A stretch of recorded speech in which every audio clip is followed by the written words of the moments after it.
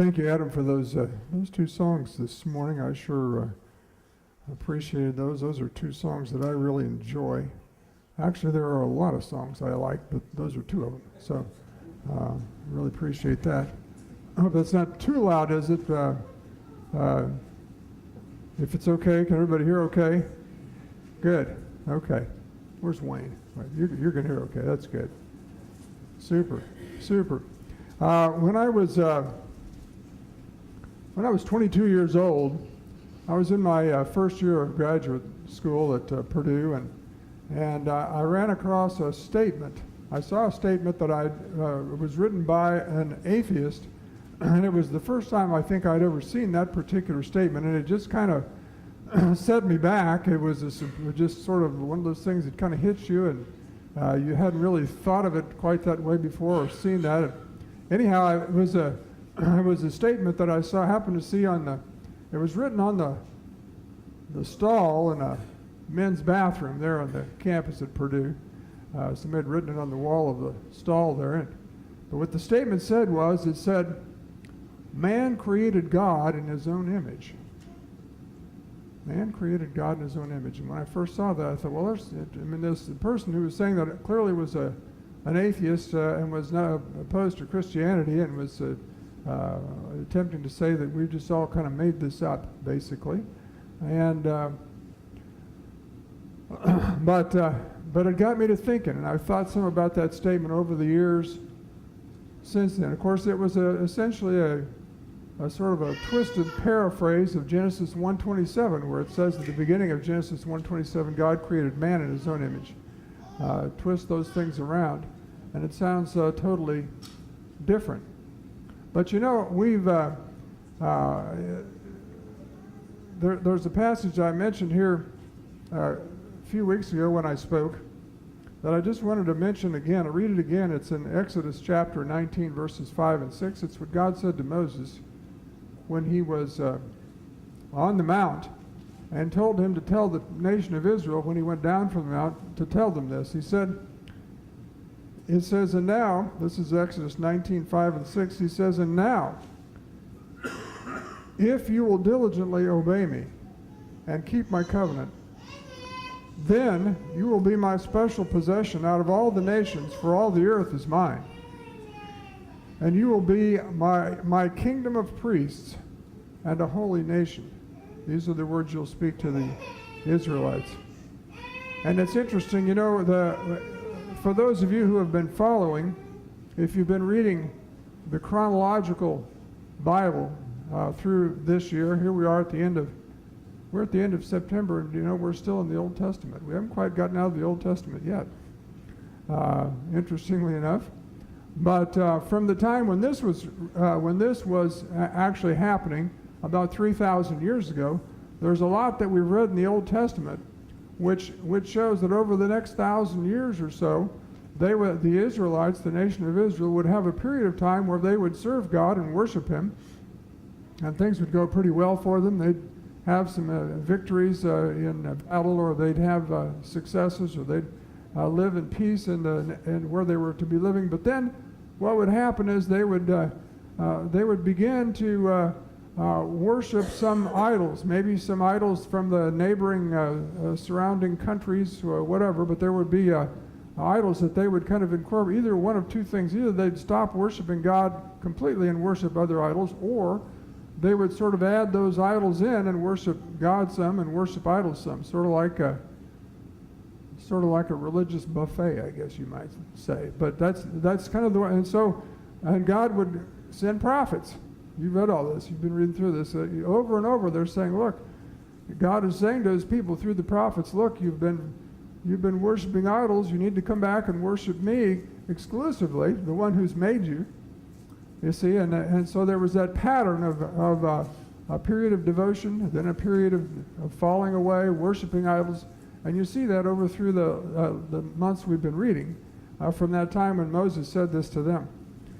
So one of the things they had as a consistent pattern of falling away was of slipping off into idolatry, worshiping idols. And so as I thought about and prayed about what I should share with you today, I wanted to talk to you today about, because I think it's good for messages to be at least reasonably relevant to who we are and what we're doing. I wanted to talk to you about idolatry in the 21st century, because I think it's just a little bit different. Not totally different. It's this. How do I say this? It's the same in scope or kind, but it's different in how it looks today than it looked 2,500 years ago. And so that's what I want to try to share with you. And there's a number of places in the Old Testament where there are descriptions of the idols that they were worshiping. And I want to just share with you about 3 of those. There are others. This isn't all there are. This isn't by any means the totality of it. But one is over in Psalm 115. Psalm 115, starting in verse 4, it says this I'm reading out of the New English translation today, which is a little different for me, but it's one that I think you'll find pretty easy to assimilate here. It says, their idols are made of silver and gold. They are man-made. They have mouths, but cannot speak, eyes, but cannot see, ears, but cannot hear, noses, but cannot smell, hands, but cannot touch, feet, but cannot walk. They cannot even clear their throats. Those who make them will end up like them, so as will everyone who trusts in them. It's interesting, if you go back to that first thought, again, remember I mentioned that statement I saw in the bathroom there was a man created God in his own image. When people made idols, they very often did make idols that looked a lot like us. Not every time. I realize there were golden calves and all that too, but there were times when they made idols that looked a lot like you and me, just without some of the entertaining features. And in Psalm 135, again, this is very similar statement.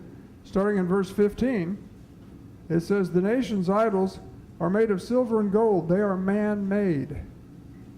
They have mouths but cannot speak, eyes but cannot see, and ears but cannot hear. Indeed, they cannot breathe. Those who make them will end up like them, as will everyone who trusts in them. So that sounds very similar to the passage in Psalm 115. One more quick one I'll read for you. Over in Isaiah chapter 46, verses 6 and 7. It says, those who empty out gold from a purse and weigh out silver on the scale hire a metalsmith who makes it into a god. Then they bow down and worship it. They put it on their shoulders and carry it. They put it in its place, and it just stands there. It does not move from its place.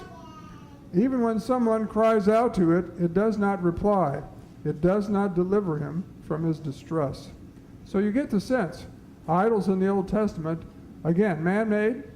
Many of them look like they had some human features, but the features that we regard as human, the eyes, nose, ears, etc., they were non-functional human features, and they really didn't help anybody in any kind of time of distress.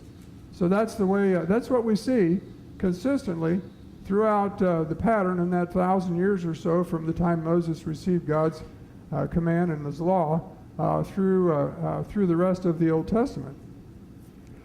Well, I'd like to talk with you about idols in the 21st century, but first let me just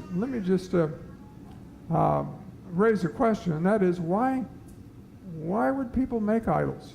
Why would they really do that then or now?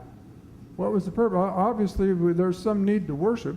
People have a need to worship, I suppose. So that's maybe what underlies it. But why would they make idols? Well, I think there are three reasons that they would make idols rather than to worship the God of the universe, the one who actually created them. I think one reason is because it offers convenience. Convenience. And we understand a lot. We probably understand a whole lot more about convenience than they did 2,500 years ago. And I think, as far as I can tell, most of us like it pretty much. But convenience was one reason for being able to have a god that they'd made. Another reason was comfort. It's interesting when the Israelites, when Moses was still up there on the mountain, and they decided to have a golden calf made, it says after they'd worshiped that calf, they sat down to eat and drink and rose up to play. And it's interesting. There's probably a feature of comfort involved. So convenience, comfort, and thirdly, control. Clearly, if you make something, you pretty much have control over it. And if you think about it, if it's a God that you're worshiping and you have control over the God, that makes you pretty powerful, right? To be able to control the God that you're worshiping. So I believe those features, at least, there may be some other things, those were things I think that you could find commonly in the idolatry of the Old Testament. Well, what about today? What about today? In order to bring us up a little closer to our current time frame, I'd like to read a passage. This is actually found in Acts chapter 17. In Acts chapter 17, if you recall, as Paul was going through the travels that he had that are described in the book of Acts, he had reached the city of Athens. Athens was although it was a Roman Empire at the time that Paul was alive. Rome was the controlling agency, governmental agency, if you will. Athens, however, was still sort of a cultural center from times previous, before the Romans really had control of the world. And Athens was kind of a center of interest. I don't know how you'd describe that today, but it was an intellectual kind of an elite there in Athens. So Paul is there, and I'd like to start in verse 16 of Acts chapter 17. It says, while Paul was waiting for them in Athens, his spirit was greatly upset because he saw the city was full of idols. Okay. So he was addressing the Jews and the God-fearing Gentiles in the synagogue and in the marketplace every day, those who happened to be there. Also, some of the Epicureans and Stoic philosophers were conversing with him, and some were asking, "What does this foolish babbler want to say?" Others said, "He seems to be a proclaimer of foreign gods." Now, they said this because he was proclaiming the good news about Jesus and the resurrection. So they took Paul and brought him to the Areopagus, kind of a central point there, saying, "May we know what this new teaching is that you are proclaiming? For you are bringing some surprising things to our ears, so we want to know what they mean." All the Athenians, it says, and the foreigners who lived there, used to spend their time in nothing else than telling or listening to something new. I like that stimulation. So Paul stood before the Areopagus and said, "Men of Athens, I see that you are very religious in all respects. For as I went around and observed closely your objects of worship, I even found an altar with this inscription, 'To an unknown God.'" To use the parlance of today, the words that people use today, we would say they were inclusive in their religiousness. So they wanted to make sure they covered every base. So here's an unknown God. We'll just make sure we've covered whatever we didn't think of. Paul goes on, he says, "Therefore, what you worship without knowing it, this I proclaim to you," the one that they didn't really seem to know. "The God who made the world and everything in it, who is the Lord of heaven and earth, who does not live in temples made by human hands, nor is he served by human hands as if he needed anything, because he himself gives life and breath and everything to everyone. From one man he made every nation of the human race to inhabit the entire earth, determining their set times and the fixed limits of the places where they would live, so that so that they would search for God and perhaps grope around for him and find him, though he is not far from each one of us. For in him we live and move about and exist, as even some of your own poets have said, for we are his offspring. So, since we are God's offspring, we should not think the deity is like gold or silver or stone, an image made by human skill and imagination. Therefore, although God overlooked such times of ignorance, he now commands all people everywhere to repent, because he has set a day in which he is going to judge the world in righteousness by a man whom he designated, having provided proof to everyone by raising him from the dead. Now, what I'd like for, I know it's kind of a long reading there, but what I'd like for you to notice there is particularly verse 29, which says, again, I'll read it again. He says, for since we are God's offspring, we should not think the deity is like gold or silver or stone, an image made by human skill and imagination. In the Old King James, the word skill there is translated art. And it could also be translated craftsmanship. Skill or art or craftsmanship. And do you know what that word is in the Greek? It's interesting. That word in the Greek is the word techne. And if you took the Greek word and spelled it in the English alphabet as opposed to the Greek alphabet, the way you would spell it is T-E-C-H-N-E, techne. Does that give anybody an idea here of what that might be referring to? This is the word that's translated skill or art in the Old King James, or craftsmanship. Okay? We have something today. Whenever you attach the word ology at the end of a word, a suffix, the word ology means the study of whatever the first part of the word was about. Geology is the study of the earth, because it actually comes from the Greek word for earth, and you can look at all the ologies that you've got there. So the word technology literally means the study of skill, art, craftsmanship. And it's interesting, the word techne, a lot of words in the Greek are words that come from other words. There are root words, and then there are words that are derivatives of those. And so this is a derivative, but it actually comes from the word that means to produce. To produce. Well, now if you think about it, that's okay. That makes some sense. Well, because essentially, human skill or art or craftsmanship or ability, the purpose of that is to be able to make you more productive. When you think of technology today, what we refer to as technology, there are many ways in which it makes people more productive. Is that true? It really is. That's the essence of what it comes from. Please hear what I'm saying. I'm not finding any fault with that. That's a good thing, to be more productive in many respects. But when you take,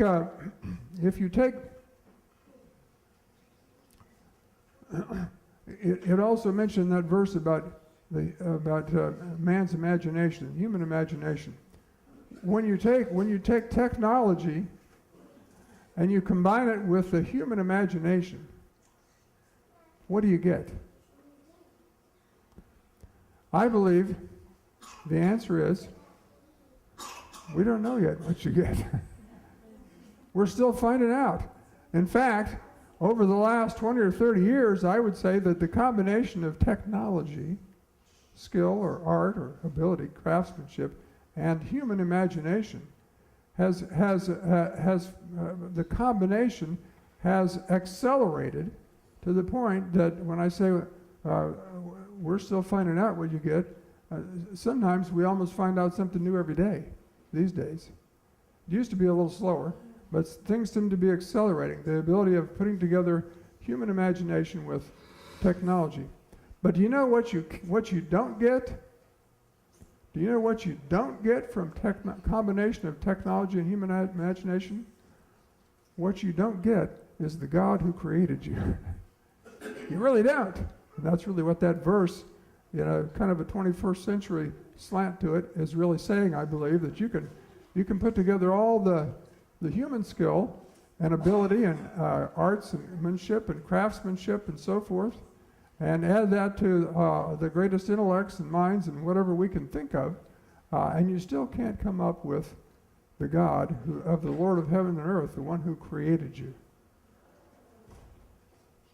But why do I say that? I say that because you remember in those descriptions I read to you from Psalms, in particular, talks about images, idols that were formed that had a human appearance to them, but they didn't have human functions. Mouths but couldn't talk, and eyes but couldn't see, and all those things. So when somebody has an idea where I'm going with this probably, but when the idols of today, I think because maybe, if you think about it, if we look at people back 2,500 years ago, we just naturally kind of think we're smarter than those people were. Don't you think that's true? Because you don't see those kind of idols too much these days. I don't know that people go to silversmiths or go to make things out of gold and put them on their mantle or carry them on their shoulder. I don't think people do that so much anymore. I think because we think we're smarter than they are. Now, I'm not saying whether we really are smarter. There's no question that we have more information at our fingertips. There are things we know that they didn't know back then. Hands down, no question about that. Whether we're actually really that much smarter is maybe open to some question. But the idols that we have today, I think, look a little different. And what I would submit to you is that we have idols today that actually can talk to you, that can, in fact, watch you, keep an eye on you, if you will, and they can do things that you command even. They can do those things which they can't necessarily deliver you out of distress. Somebody says, well, what would you call one of these idols? Well, I don't know this. I hope this doesn't step on somebody's toes. You ever hear of a gal named Siri? You can ask that girl questions, right? Some of you may have done that. I'll confess, I never ask Siri questions. I really don't. I get my wife to do that. Maybe I shouldn't do that, Jerry, I don't know, but I get her to do it sometimes. Or she does it anyway, even if I don't ask her to.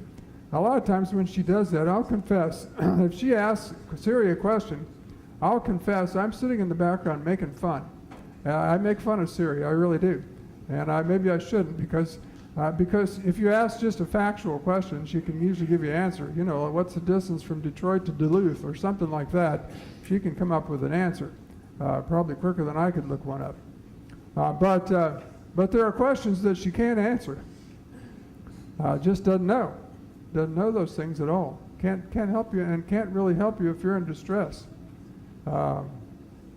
There's situations that just, and then there's another one.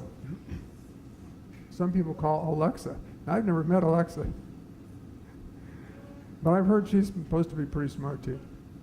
And the whole idea that I'm just talking to you about how we use technology today, because I'm not. Please don't hear me as I'm trying not to be a Luddite, so that you wanted me to go walk off a cliff or something. Something like that. But I'm just trying to say that here's something that can be used to help us be more productive. But in some ways, we've made it an idol. In some ways, we made it into an idol. What we refer to today as the Internet of Things. And I don't think probably any of us have this, but you can build a house, and you can have this whole things built into this, so that when you walk into the house or you go from one room to another, you don't even have to go to the trouble to flip the switch. Well, that's a lot of effort to flip that switch to turn the light on. That takes too much effort. You can just say light, come on, or whatever you say. I don't know what you say actually. You can say those things, but you can speak to it. You know, I got to thinking about that because really, if you think, I mean, again, technology is good for helping you become more productive. But if you think about, well, that's interesting that somebody happened to come up with that combination of using technology. They've imagined that, human imagination. What can you imagine? And it's interesting how sometimes the imaginings go back to Genesis chapters 1, 2, and 3. And you remember what the serpent said to Eve in the garden. He said, if you'll just eat that fruit, you'll do what? You'll become like God. He said, you'll become like God, knowing good and evil. He said, but you'll become just like a God. If you stop and think about it, if you go into a room, a dark room, and you say, light, come on, doesn't that sound kind of like Genesis chapter 1? Doesn't that give you a sense of power, of authority, of kind of like you're God yourself, really? Do you understand what I'm saying? That's kind of so it's just interesting that somebody would think of that, because it's not really that hard to go over and flip a switch. It's not like it's saving you that much work to speak a word rather than to flip on a switch. I don't know. It's just it's interesting when you look at what could be idols today. They don't look the same as they did then, and I say people are more sophisticated. Let me make this a little more personal. I just happen to have an idol here in my pocket. Let's see if I can pull it out. Oh, there it is. It actually has an image to it. Look at there. I've got a little image there, if you can see that comes up. But and I'm saying this. There's nothing wrong with phones, right? Cell phones. Everybody's got one probably. Did you know how many smartphones there are in the world? I just tried to look this up today, and I don't know if anybody really knows the exact number, but it's about 2.5 billion. About 2.5 billion smartphones. Now, it's not just phones like the old-fashioned rotary or something. We're talking about smart ones. About 2.5 billion, that's about one for every 3 people on the planet, essentially. That's a lot of phones, and they're in places that are pretty remote, is what I understand. Places I have never been. But there's nothing wrong with being able to communicate, talk, and text, and all those kinds of things. Those are great things. But I don't know if you've ever noticed, but people, there's so many other things you can do with them that are engaging and challenging and enrapting. They take your attention. And so, have you ever noticed that you can be somewhere? You might be in a mall or in a downtown shopping area somewhere, and you'll see people and they're walking around like this. You ever see people like that? They're just walking around, and their eyes are. You've seen that, haven't you, Caleb? Caleb smiles. It's a common. Why? You know, I got to thinking about that. You know what? When you walk around and look at this, you know what you're missing out on? Everything else. You're missing out.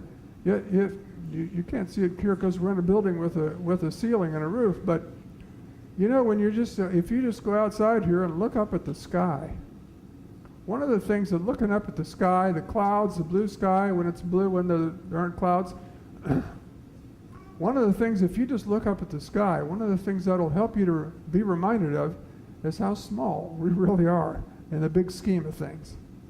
We are just little things here in a big, big universe. But sometimes you can feel like you're the only thing in the universe when it feels like you've got something in front of you that takes all of your attention. What we worship is what takes our attention, or what takes our attention is what we're really worshiping. So, what am I saying to you? Instead of worshiping idols, and I'm just saying all of us need to be careful. In 1 Corinthians 10:14, in that particular letter, Paul encourages people. He says, "Flee from idolatry, run away from it, get away from that stuff because." Why? Because it can be sort of seductive. It can attract you and take your attention and your time, and pretty soon, the next thing you know, you're just you're spending all your time and attention with it. And again, because it does offer you convenience, it offers you comfort, it offers you a sense of control. Those things are powerful things. So that's why you have to stay away from it. What God offers us is what I mentioned over there in Genesis, or not Genesis, but in Exodus, the very first scripture that I mentioned. God offers us a contingency. And the contingency is there's an if, and the message that Paul had to the Athenians was He's commanded all men everywhere to repent. That was the message that John the Baptist preached. That was the message that Jesus preached. It was the message that you see through those prophets back in the Old Testament. The message was, look, turn around and go the other direction. You need to repent and go the other way. And as you do that, then you'll find that you'll have success, that you'll have the favor that you need, that you'll have the things that you need. Jesus said, look, he said, seek ye first the kingdom of God, right, and his righteousness, and all these other things that you think about, you worry about. Am I going to have enough food to eat? Am I going to have clothes to wear? All those are basic physiological needs, but there are other kinds of things we worry about.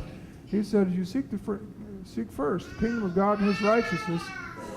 All these things are going to come. You'll have what you need if you do that. So there's a contingency. The other thing that God offers to us, I believe, is something that's almost mysterious in a way. But he offers us what's described over in Philippians 4. Paul describes it as contentment. In Philippians 4, verse 11, he says, I'm not saying this because I am in need, for I have learned to be content in any circumstance. Now that's something actually I believe we have to learn. I don't think that comes naturally to any of us. Not that I can tell. It's something we have to learn over time. I have experienced, he said, times of need and times of abundance. In any and every circumstance, I've learned the secret of contentment. Whether I go satisfied or hungry, have plenty or nothing, I'm able to do all things through the one who strengthens me. Most of us think, well, if I'm in a time of need, I've got a problem, I've got trouble, and I'm dissatisfied. We don't think about that so much if we're having abundance, if we have a lot available to us. But the true contentment comes from a recognition that in every circumstance, in every situation, it's always God that we worship. If we can do things through, we can do all that we need to do through Jesus, through Christ, because we're in him and he's in us. And so my encouragement to you this morning, is flee from idolatry. Be aware of it. Know that it looks a little bit different today, I believe, than it did 2,500 years ago, but it's just as real. And it's just as much of a temptation or a seduction to us today to draw us away from God, just like those idols did for the Jews or the Israelites back in those many years ago.